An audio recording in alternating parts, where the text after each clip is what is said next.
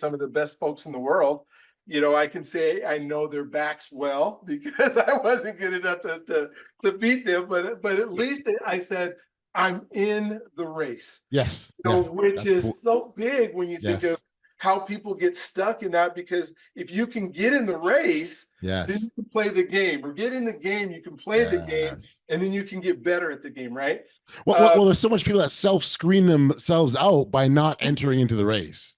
Absolutely. They've already determined, and I know that's part of my book that it's called There Is No Tigers. We go through all these things in our mind that we try to control narratives of things that probably will never happen. Welcome to the Audacious Living Podcast, hosted by my man, Audley Stephenson, the Odd Man.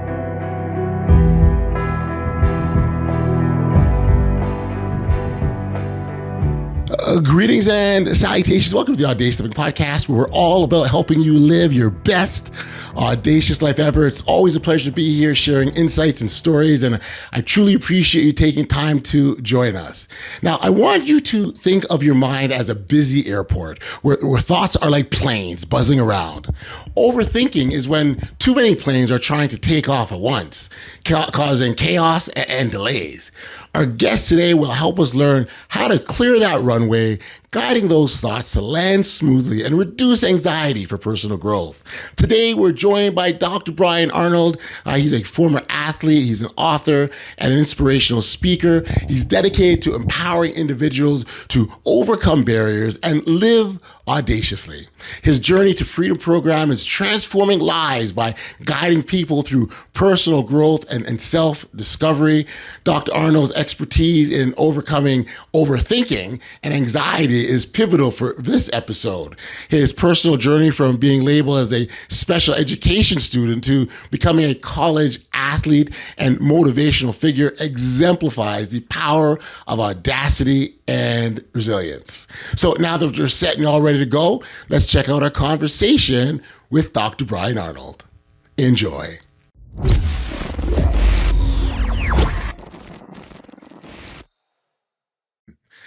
Dr. Arnold, thank you for joining us here on the Audacious Living Podcast. I appreciate you for making the time to do this. So again, thanks for being here.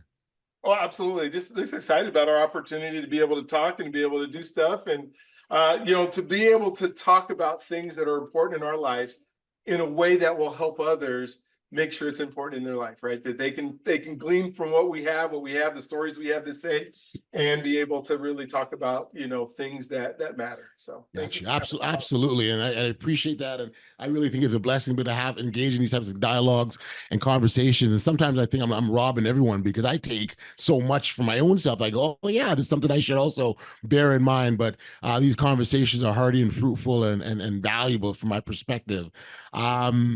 And so with that note, with us here, really the message is encouraging individuals to live that best audacious life that we talk about, and that pathway to doing so. It's not going to be the same for everyone. Everyone's going to have their own different journey, their own different set of circumstances, their own different challenges, and the path that they get their greatness is going to be different from others, but it's still a similar path because we're all going to have challenges. And so our approach to how we deal with that, and we've got a book that really focuses on individuals to not overthink. So we're going to talk about that as well too, and how that fits into this whole framework of living audacious. But perhaps as a starting point, maybe you can share with our audience a sort of maybe a kind of a really brief overview of what your journey looks like. I mean, you got a lot on your plate. You should be an author and a speaker. You were an athlete before. You're a doctor. Like there's a lot that's gotten you up to this point, and I'm sure our audience will find value in that. Oh, absolutely. I'd love to, when I think about my life and think about what moves me, what drives me, and thank you. And I love the word audacious because I love the word that's making a huge difference and an impact, because you're saying, I'm not going to play small. I'm going to play above the rim. I was even thinking about that last night, is how do I help others play above the rim with their lives? And so, Yes. And that's kind of been some of my journey. I was a special ed, student in high school, and, where I don't know if I believed I should have been special ed. They told me I was special ed. They told me I had dyslexia. They told me that I wasn't going to amount to stuff. Mm. And, I happened to be a pretty good athlete, which allowed me to go to college, which allowed me to find out there's another part of life that I didn't know about, which was really cool to me when I think about that part of the journey. I told my mom, I'm not going to college. I'm going to be a stuntman. That's what I wanted to do. I was a gymnast and, before I grew in high school. And I'm like, I just want to go be a stuntman. And she's like, please, they're going to give you a scholarship. Please go to school. And I said, okay, I'll go to school because I wanted to run. I was enjoying running. I went Sure. to junior nationals or something in high school. And so, I get to college and I'm able to run and then, I get to now compete against some of the best folks in the world. I can say I know their backs well because I wasn't good enough to beat them, but at least I said I'm in the race, Yes. Yeah. which That's cool. is so big when you think of Yes. how people get stuck in that, because if you can get in the race, then Yes. you can play the game, or get in the game, you can play the game, Yes. and then you can get better at the game, right? Well, there's so much people that self-screen themselves out by not entering into the race. Absolutely. They've already determined, and I know that's part of my book that it's called There Is No Tigers. We go through all these things in our mind that we try to control narratives of things that probably will never happen. Yes. And Yeah. so and then we come up with like answers and what we're going to do. And so if they don't let me here, then I'm not going to be, and then this is what my life's going to be like. And then, I'm going to go eat some worms and then I'm not going to be able to make it. I'm going to end up, being a trash man somewhere, or whatever it is. Not that Mm. there's something wrong with being a trash man. It's just Yep. that that's not your goal, where I got to put you on. And so, Right. being able to see other people succeed. One of the things that I keep finding out as I'm talking to more and more people is, having people in front of you seems to be real important, that you get to see, whether Sure. it's a dean or it's a coach or it's Yes. somebody who's done it before you. And so, I had a coach that was amazing, that walked me through, and I think he was better at encouraging. I don't know if he was even ever a good athlete. But I didn't need him to be a good athlete. I needed him to help me get results, right? Yes. And I Yes. think sometimes we miss that. We miss the part of the result part of it, where we said, well, if I'm going to have you as my coach, then you have to have done exactly what I'm trying to do. And then I think about, I was watching the Kansas City Baltimore game last night. I'm like, Coach Reed, I don't know how much, I guess he did play football, but I know some of the other coaches in there probably didn't. And they're able to Yep. get incredible results, Yes. as Yep. but they didn't have to do the thing. But we go in business, well, if this person's going to help me get out of this, they would have to gone through it. Well, no, they No. have to be able to encourage you, right? They have to be No. able to see where you're messing up and then help you get through it. And so Well, for me, coaching is a skill set, right? It's a skill set to coaching and guiding it others. is a huge skill set. And I've had the opportunity to actually coach for the last 38 years in track and field. That's the one thing I can say that I've been able to do. I've been able to work with some Olympians. I've been able to work with high school champions. Amazing. I've been able to work with, some really talented athletes. But I've also been able to work with your average, hey, I just want to be better at life. And Love it. our goal is not, you and I are not going to win a state championship together, but we're going to set your foundation so that your life is going to be better. And if we can do that, I have some athletes now that continue to call me. I can remember back in the 90s when I was coaching, high school track in Southern California.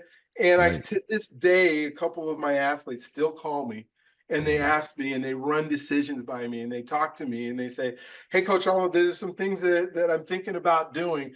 I'm like, you're 50 years old now. You're 40-some years old now. You're still calling me, which I think is great, because we've created that friendship and bond and how important relationships are.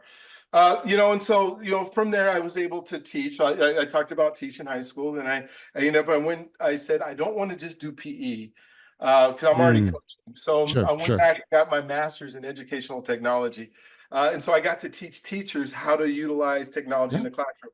Well, back in the late 90s, we didn't even have internet, right? We're No. doing all No. this No. stuff. We're doing, I mean, that would have been groundbreaking, right? Because of exactly that time of year, that time period we were in.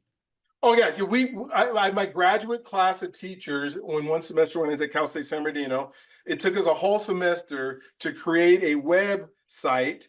The website only had 4 pages, and it took us a whole semester to code and write a 4-page website. And there wasn't any, Internet Explorer or Chrome, or we had a thing called, it was even before Netscape, it was called Mosaic. And we would have Wow. to, there was the developers who were developing the coding for it in HTML, and they were in Sweden. So we would have to send these emails to Sweden, and then emails then it would take a while. It wasn't like you just, instantaneous, they come back. And then they would say, oh, they write code or tell us the code. And we were to put together a 4-page webpage, and it took us 12 weeks and 8 students to do 4 pages.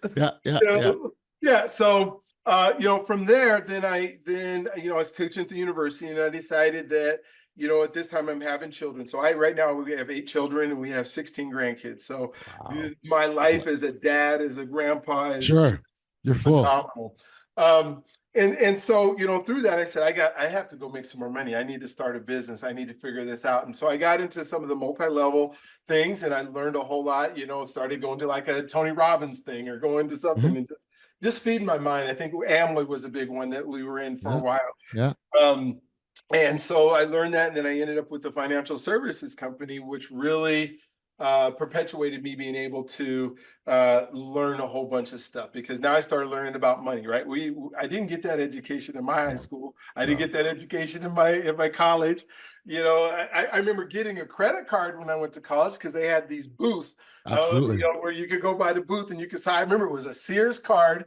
And I'm an athlete, so I'm on scholarship, and it was at Azusa Pacific University is where I went. And so, predominantly, white university of people that had means. And I don't even need to say white or black, because I don't think that matters. I think the difference was social economic from where I was at to where they were at. And so their dorm rooms looked great. My dorm room didn't have nothing, because I didn't have anything to bring with me, right? Whatever we got dropped off with. So I got my Sears credit card, and my dorm room looked good, right? You made the cut then. But the problem was, is a month later, the bill came. That's right. And so the bill came, and I'm like, I haven't graduated yet. I'm thinking it's like part of my schooling or whatever. And now, I'm going to graduate, and then I'll pay my bills. And they're like, no, this is a monthly bill you got to pay. Now. So, okay, well, there's my first education about money, right? That's how it works, because I haven't seen a credit card before, now I have one. And so I get into financial services. I do well. We start a mortgage company. Then 2008 happens. So I'm flying, I'm moving, I'm doing good. And then the whole, thing falls apart, and I end up moving back. I'm from Colorado. I live in Denver now.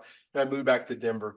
And I started working and just think, what am I going to do? And so I went back to teaching a little bit. I worked and ran a couple homeless services organizations. So I had 2 homeless services organizations that I ran, 50-bed facilities for that, hey, how can I make a difference and serve people? Because my prayer every day is, dear Lord, give me the wisdom to do the things you put me on this earth to do, right, in a way that pleases you and serves others. That's kind of my prayer every single day that I pray. And so, I'm doing homeless services and realizing that the impact that I'm making isn't necessarily the impact that I think God has me on the planet to do, because I'm seeing that I'm at end of life on some folks. We've had these habits, and I'm getting them housing, and I'm getting them, off the street, but at the same time, they're not ready for some of the things that I want to keep moving forward. And I'm thinking, how can I get to people before they get here? How can I make sure that the things that are happening in their life don't happen in a way that has them where they're on the street when they're 60, 70 years old, 50 years old, trying to figure this out, and have nobody that's around them that's helping them. And so that's where I kind of went back into mortgages. And then, as we were talking to our agreement before, is I started a program called Journey to Freedom. And so I went to a seminar, and, I'm learning about trust, and I'm finding out there's a group of people. There's 400 or 500 people in here, and the guy's name is David Horsager, and it's called The Trusted Edge. And he says, if you're going to do things in life, they begin with trust. And trust is this big thing that we don't do a lot of sometimes, Right. especially in the culture I'm at. We don't talk about our money. We don't talk about our relationships. We don't talk about why we don't feel that we're enough. We kind of just hide those because we hold that inside. That's And he right. said, well, you have to be able to trust people. And he's got these 8 pillars of trust. I'm like, this is such good information. And I'm looking around the room, and for me, I'm going, okay, um, I really want to do something in my community, and I'm saying there's hardly any people of color in this room. There's Mhm. 30 or 40 in this room. There's 500 people in the room. I come back and I say, okay, God, what do I need to do? And he says, I want you to work with Black men. And I'm saying to God, I'm like, but I kind of have some reservations, God, because this is a hard group to work with. We don't talk to each other. Now That's you right. want, you Communication. want me Yeah. to go start talking to people, That's right. right? You're right. You're right. And then finding successful Black men that can be examples that are Mm, doing well. They might share it in their communities. Some of them, they might be part of different organizations, sure. but on a wide scale, it's like we have so many great examples. So I put together a program that has some coaching with it, and I started out with a podcast. And this year, I love I'm it. actually interviewing. It's called Journey to Freedom: 100 Black Men I love and it. their stories. And what I'm finding out is I'm the one who wins on all of these stories Absolutely. because I get an Absolutely. hour with these men, and during this I hour, can relate so much. I telling you, I can, same thing. I know exactly what you're talking about. yes, because now they're feeding into me, right? So I'm Yes. saying I'm looking for examples for others, but I'm finding examples for me. Then yeah. And like I started this just the other day. I was talking to his name was Lucky Lloyd. He was an NBA player for the Milwaukee Bucks. And I'm sure he's okay with me telling some of his story. Back in the I think in the 80s or the 90s. I believe it's probably the 80s or 90s. He's a very good basketball player. And he Mhm. starts going through his story, and he says, when I get out of the NBA, now I get into drugs and I'm on cocaine and I'm not taking care of my family. Yes. And he says one day he's at the drug house, and somebody who knew who he was came in and said, you're just a has-been druggie. He said he walks to the mirror, he looks in the mirror, and he realizes the person that he's seeing back in the mirror is not the person he was meant to be. And he Mm, said he made a decision right then that he's going to change his life. But now, right, because now we're going to change our life, but it's not going to be easy, right? It's going to be something, no, we no. make those It's an choices. uphill battle.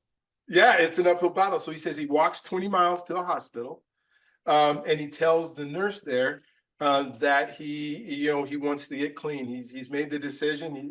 This is I need help. I can't do this by myself. And so they say, great, we're going to help you. What's your insurance? And Right. he says, well, you can call my wife because I'm on her insurance. She works for the airlines, whatever. You can call her. Then so he calls her on the phone to say, they can't find your insurance, honey. She says, I ain't seen you in 6 months. I took you off of my insurance. Goodbye. Hangs up. Now Wow. he's sitting there, right? And just going, what am I going to do? So then he ends up calling he's in there, and his mom, and said, Mom, I want to get clean. I want to make sure that I'm doing right by people. I'm here. His mom says, I knew you were going to come to this and figure this out one day. So I put you on my insurance Wow. 6 months ago. The Wow. chills just go, Wow. whoo, Wow. right? And you go, okay. And then for the last 36 years, he's been like in the NBA Players Association and helping Beautiful. people and making a difference in people's lives. I get those stories almost every time I'm doing it. I get the guy who was talking about being a dad, and saying my wife didn't want me, my ex-wife didn't want me to, and I don't even know if it was a wife or they had just got together, because I guess he said that he had his daughter out of wedlock, and talks about he really truly wanted to be a dad. And he didn't want to be the dad that he sees other people doing. And she was saying, I don't want you around her. And so he had to fight for all those years to make sure that he was able to be with his daughter. But what it's amounted to now, and the difference it makes. And I was just talking to him about how important it is. It's just as important for us as dads as Sure. it's for the kids to Oh, have dads. absolutely. Without question. No, no, you're absolutely right. And being that established presence in our children's lives, I mean, I'm a father as well, and I understand the significance of that.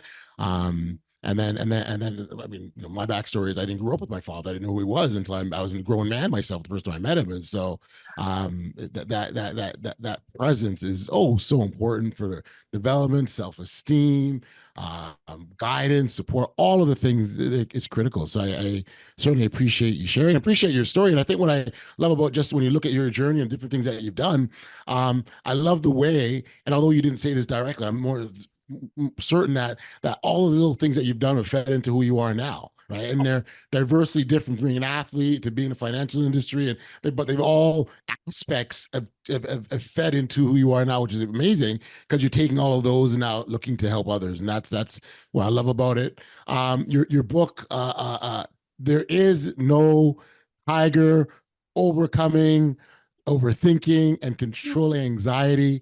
Let's talk about why you wrote that. And I know, and it's interesting because I know when we talk about anxiety, right? Anxiety is very much ruminating on the future and what's to come or what you believe is to come. So, i.e., a tiger around the corner, and that's kind of where the overthinking comes in, and that can just take you off a wild path. Tell us about the book and what made you decide to write it. Absolutely. And this guy, give props to my son. My son works for Pixar, so he Okay. designed my cover, Beautiful. back of it. And so Beautiful. he is an amazing, amazing man that we get to do. But there's no tiger. It kind of came from this whole thing of how do we stop overthinking and get busy on doing and making the decisions that are going to move our life forward. And something just stops us. I won a sales trip back, I don't know, 20 years, and I tell some of this story in the book where we get to go to the Caribbean and everything's going wrong. I win this. We're in LA. I have a team I'm taking with me. We call the car to take us to the airport. It doesn't show up on time. We get to the airport. We have, one of the people who's going with me can't find their birth certificate or their passport, and we're trying to get that all settled. And we get to the island. And then the car's not there to pick us up. Then we get to the hotel, and then our reservations aren't there. And we're supposed to be spending the whole week there. And so I'm getting super frustrated at this time. Now I'm starting to overthink on what am I going to do with my team that's here? And one of the, I guess the concierge that's at the island, and he comes over and he says, "What's wrong with you, man? Settle down." And I'm like, okay, you don't have no right to be telling me this right now. He says, here on the island, there's no tiger going to eat you, no shark going to get you. Everything's going to be all right, man. He said, on the island, there is no problem, only inconveniences. Boom, it hit me right there. Inconveniences. This isn't, I could make this the problem that could destroy my whole life. Sure. or this trip based on, that could then snowball, right? Because in my mind, I'm thinking, okay, I'm in my sales contest, right? They won the contest. I'm supposed to be, giving the best week of their life. Now they're not going to want to work with me anymore. So now when we go back, they're all going to quit. When they all quit, then I'm not going to have a business anymore. When I don't have a business anymore, right? I'm going through these things in my mind and realizing that so many of us get stuck on the possibilities that would happen. And then that's exactly what anxiety is, right? Anxiety is trying to control a future that hasn't happened, and we're worried about it, right? I mean, never happened. It never happens, and it probably will never happen. And if it does, we deal with it, right? Because we all deal with our problems, and then we move forward. And I'm not talking about the clinical anxiety where it's taking you over so much where you need some, believe me, I believe in therapy, and I believe in yes. getting people through, and people are having panic attacks and that kind of stuff based on some of the same thoughts. But the book is all based on, a series of stories and things that I've done that's happened in my life plus other people, where I'm coaching athletes that are, thinking about their performance, like a high jumper who's thinking about, am I going to make the bar? And I'm not going to make the bar. And they can't even compete because they're thinking so much about the outcome that has already happened. And Oddly, the big thing that I realize is that, this movie that we play in our mind is never positive stuff. It's always the negative side of it. We go to the worst place first. Yeah, I'm not going to go, oh man, my wife's going to love me so much. I got to overthink this. I got to say, how much more can she love me? And it's just going to love me so much that I'm going to, Yeah. whatever those things are that we know are going to work out. We don't overthink that. We overthink, hey, I got a presentation today. And what if the people that I'm doing the presentation in Yeah. front of don't like the way that my hair is combed? Now I got to go over to, Yeah. and if my hair's out of place, then they're going to be thinking something about me and they're not going to be listening to me. I mean, we just go Oh crazy yeah, it's on this nuts, and I really believe that the less time we spend in other people's heads and what they're thinking or we think they're thinking, the better it is for our health in the long run. Because that's not, we have no way of knowing what's going on. So why pretend and dedicate energy to it? And the reality is they're thinking about their issues. They're not thinking Yes, about you. They that's have no it. time. And if they do, who cares? Like, how is it they're going to impact? You think about the people that have been in your life over the last, that you've interacted with over the last 20 years. The ones that are close to you don't care about your imperfections. The ones that maybe could care about, you haven't talked to them and probably will never talk to them again. And yet Yep, they had an impact on some of the decisions that you absolutely, make in your life, right? Some of the things. absolutely. I'm in the process of writing my second book, which is the decision formula. And it's Okay, all based on how we make decisions and those things that we put into, the formula says, okay, what are the decisions I need to make? If I make this decision, what is the cost of that decision, both good right. and bad, right? Yes. Because the cost is either going to be, it's going to take me from my family, or it's going to, not be able to do it. Or the cost is, hey, I will be able to make it. If I make this decision, I have the opportunity to actually make it to what I'm self-fulfillment that I want to do. But I think one of the parts that we miss a lot is, do I have the disciplines to be able to make that decision? Because and that's where I get into, becoming the person you need to be in order to do the thing. So if I want to be a Olympic swimmer, but my discipline is going to the pool once a week for 1 hour, then I'm not going to be an Olympic swimmer. It's never going to happen. And so now I have to develop those disciplines that go along with whatever decision that I'm going to make. If I decide that I'm going to have a great relationship with my wife, that's Sure. that's the number one thing that I want to do, is I'm going to have Yep. this relationship. But yet on Friday and Saturday nights, I'm out with my boys playing cards and at the gym. Well, I'm not going Yes. to have this great, relationship with my wife. So I got to, and my factor, what's the cost? Well, the cost is maybe one night away from my friends hanging out with my wife instead, Yeah. right? And am I willing to take that cost? And Right. then you look at, okay, the other part of the decision is, what part of this decision do I have to really worry about? Like, if I accomplish it, do I have to weigh everything out? Like, you think of the Franklin T, I got to do the pros and I do the cons, and and I weigh out, because most decisions that we make are irreversible. I mean, reversible, not irreversible. Very few are irreversible. Right. Like 99% of the decisions we make, if it's a bad decision, we Yep. can reverse it. Yep. If you're going to amputate my leg, and my leg's not going to grow back, Sure. Sure. that's Yep. irreversible. Yep. I need to Yep. put some really good thought into that. Right. Weigh Right. everything out. Make sure, hey, you're going to die if you don't cut off your leg. Okay, well then maybe it's better to live and that kind of. Sure. But the decision of whatever it is that hey, I'm going to start this business and I want to be really good at this business. Okay, well, if I'm not, okay, I'll start a different one. I can That's it. reverse that decision, right? It's not that big of a deal, right? It's so wild, and the thing about it too is there's a side of this, if I'm not successful, that people overlook and don't always recognize the importance of. Because even if you try something and you're not successful, you've gained a lesson.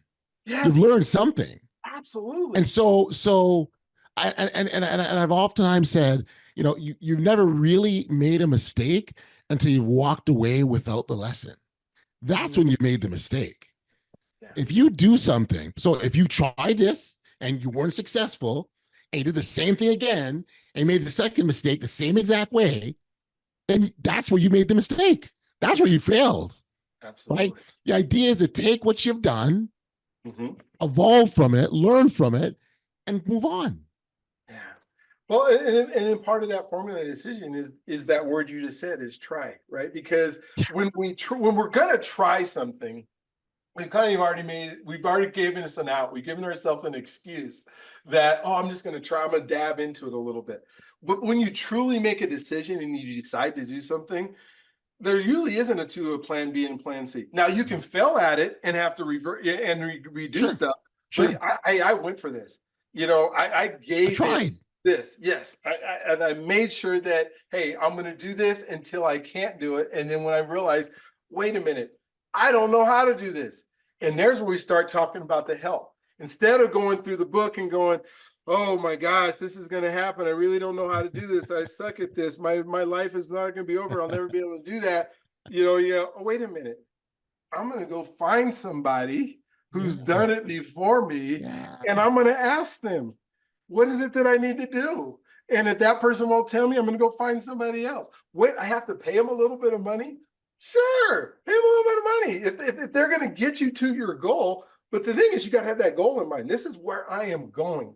This That's is right. what I decided that I'm going to do.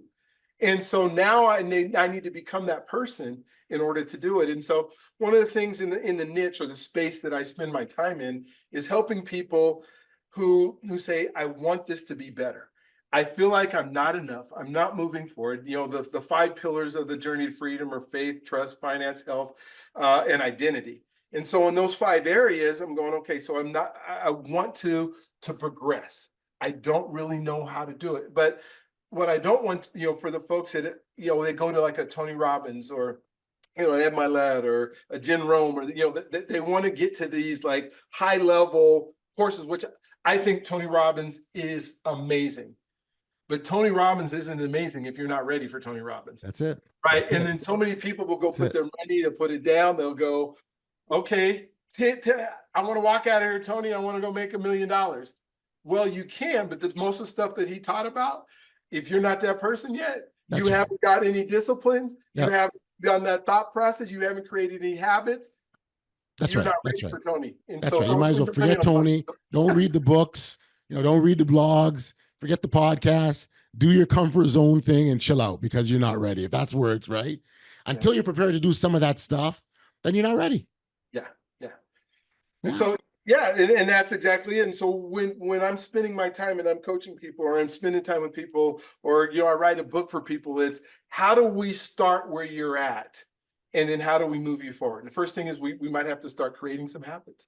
What habits, what does your morning routine look like? Right now I'm doing a thing, I do it like this daily, the Brian's Mindset Daily. I decided about 3 years ago that I was going to be on social media every single day for 30 days.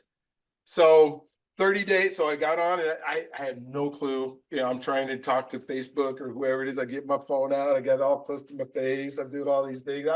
I'm terrible at it, but I'm going to do it for 30 days. So at the end of 30 days, I'm like, this isn't so bad. I'm going to do it for a month, for 2 months.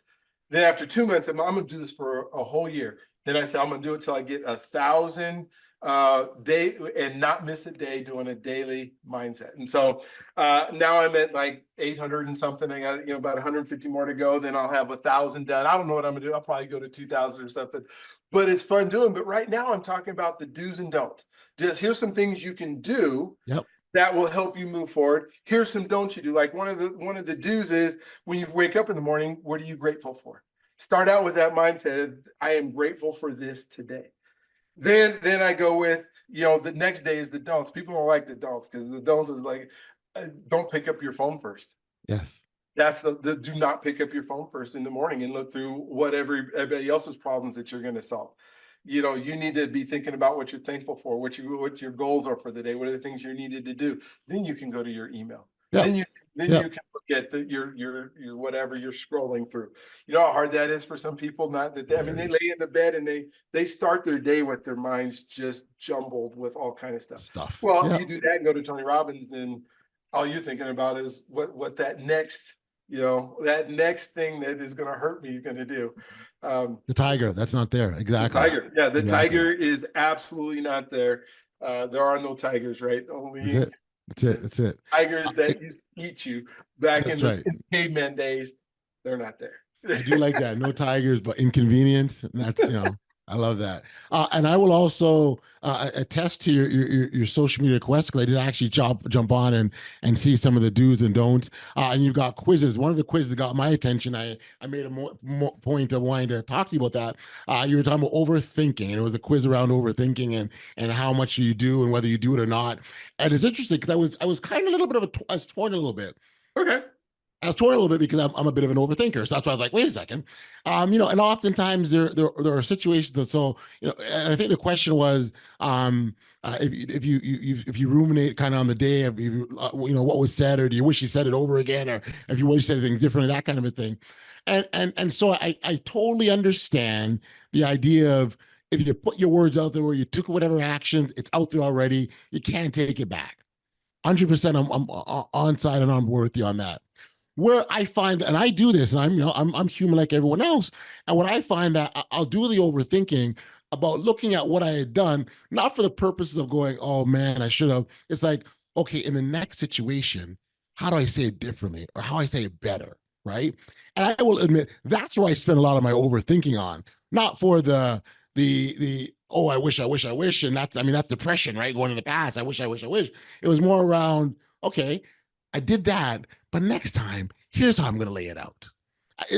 I'm still an overthinker, but that's kind of the process I go through.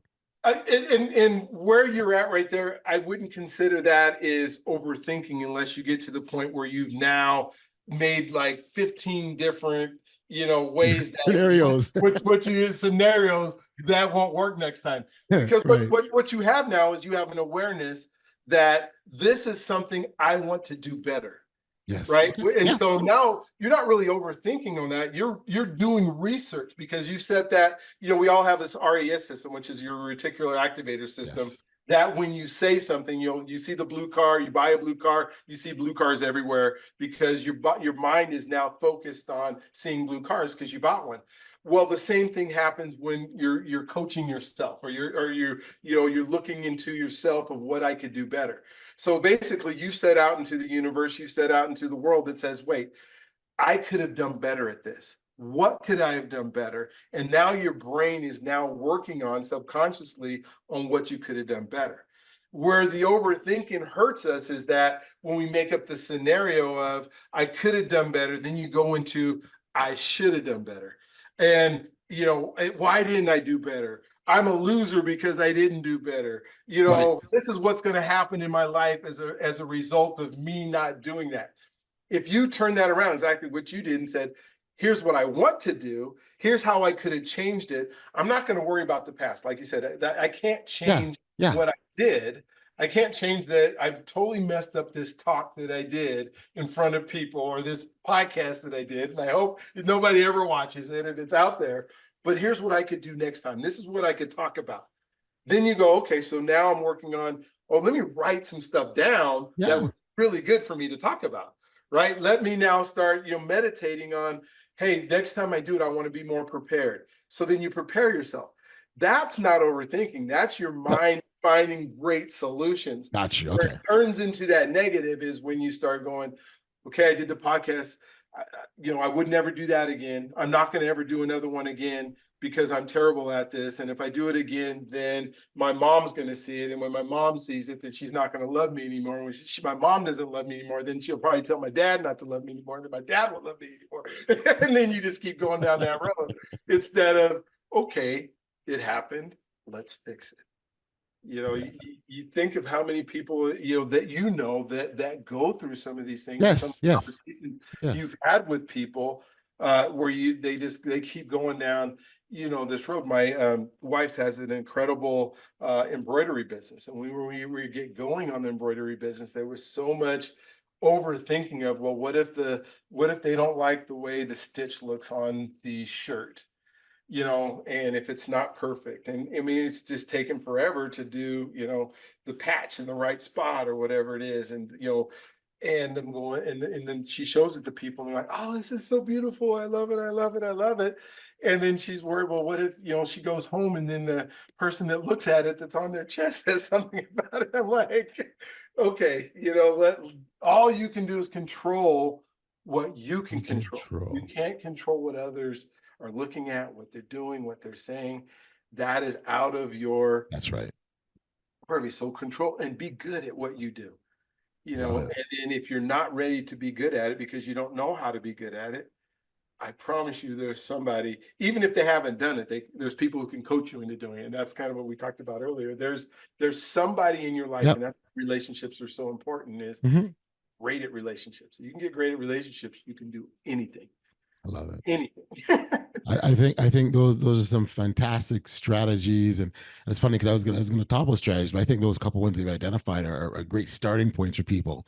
And so I appreciate that. Appreciate you being here on the podcast today. For listeners that wanted to connect with you directly and pick up a copy of your book, are you autographing for people, and is that option I am. available? I'd Yeah, be happy to autograph one for people. People send me a message, I'll send it out to you. Hey, we'll make sure we'll get it done. I'm doing some local stuff here in Colorado. I'll be in California in next month sometime, going to Detroit this week. So, as much as I can and get to talk about it, and I'm just getting going. So this is so fun. If people, please go to the podcast if you want to watch, some really incredible stories about how folks have overcome and how people have been able to do stuff. If you go to brianearnold.com, all the stuff that I'm doing is on my webpage, and you can, check out what I'm doing and follow. And, I started I don't consider it a podcast, but it's Going to School with Dr. B. And so every Saturday I'm recording and I send it out on Tuesdays, just one lesson that can help you go forward. They're like 25-minute lessons. And so I love it. those are pretty good too, to just kind of get you in that place. Because again, my ultimate goal is for you to become the person that God intended you to be. And you got to become that person so you can live out that purpose. So I love it. thank I you. love it. Congratulations on the finding your pathway. That's a big part of this, right? In order to encourage people to understand where they need to go and how they need to get there is such an important role, and you're doing that without question. So congratulations! Thanks again for being here, Dr. B. This has been awesome, and all the best moving forward, my friend. Thank you. Thank you for having me. I'm excited about having you. I'm going to get you on my podcast. So we're going to have some more fun and get your story, because I know I talk probably way too much. You guys have an amazing, awesome day. Thank you for listening. Very cool.